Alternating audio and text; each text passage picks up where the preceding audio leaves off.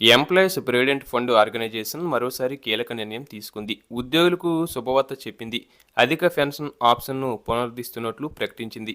పూర్తి basic pay ఆధారంగా employees pension స్కీమ్కి contribute చేసేందుకు అవకాశం కల్పించిన పాత ఆప్షన్ను మళ్లీ తీసుకొచ్చినట్లు టైమ్స్ ఆఫ్ ఇండియా నివేదిక తెలిపింది. దాదాపు 12 ఏళ్ల తర్వాత ప్రభుత్వ సంస్థ తీసుకున్న ఈ నిర్ణయంతో ఉద్యోగులకు లబ్ధి చేకూరనుంది. అయితే అది పరిమిత సెక్షన్ సబ్స్క్రైబర్లకు మాత్రమే ఉంటుందని, గతంలో హయ్యర్ పెన్షన్ కంట్రిబ్యూషన్స్ ఎంచుకున్న వారికే వర్తిస్తుందని తెలిపింది. 2014 సెప్టెంబర్లో ప్రావిడెంట్ ఫండ్ సంస్థ పెన్షన్ వేతనంపై పరిమితి విధించినప్పటికీ చాలా కాలంగా ఉన్న గందరగోళం నేపథ్యంలో ఈపీఎఫ్ఓ ఈ నిర్ణయం తీసుకున్నట్లు నివేదిక పేర్కొంది. 2014 సెప్టెంబర్ 1వ తేదీన ఎంప్లాయీస్ పెన్షన్ స్కీమ్ కనీస పెన్షన్ ₹1000గా నిర్ణయం తీసుకున్నారు.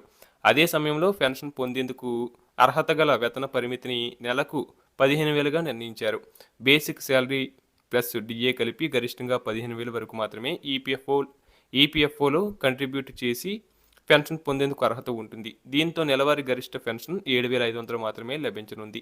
అలాగే కొత్తగా ఉద్యోగంలో చేరిన వారు బేసిక్ శాలరీ డిఏ 15,000 పైనే ఉంటే వారు తమ పూర్తి బేసిక్ పే ఆధారంగా పెన్షన్ పొందేందుకు అవకాశం ఉండదు. దీంతో వారు అధిక పెన్షన్ పొందలేకపోతున్నారు.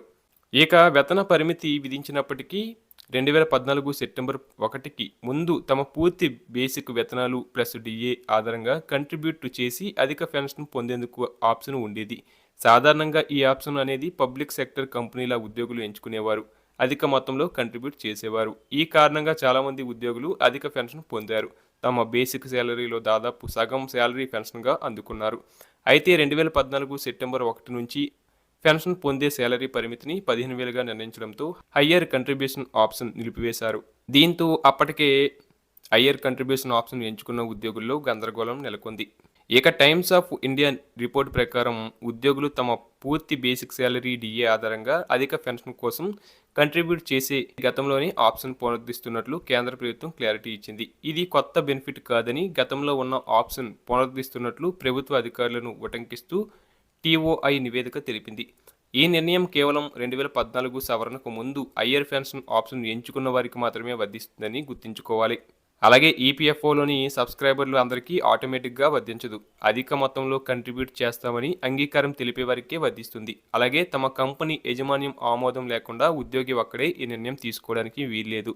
ఇక గతంలో అధిక పెన్షన్ ఆప్షన్ పునరుద్ధరణ అనేది అర్హులైన ఉద్యోగులకు మాత్రమే వర్తిస్తుంది. ఈపీఎఫ్ఓలోని చాలా తక్కువ మందికి మాత్రమే వర్తిస్తుందని తెలుస్తుంది. గతంలో హయ్యర్ కంట్రిబ్యూషన్ ఆప్షన్ ఎంచుకొని ఉన్నవారికే వర్తిస్తుందని సమాచారం. 2014కి ముందు ఎంచుకొని ఆ తర్వాత ఆగిపోయిన వారు ఇప్పుడు మళ్ళీ ఎంచుకునే అవకాశం ఇస్తున్నట్లు తెలుస్తుంది.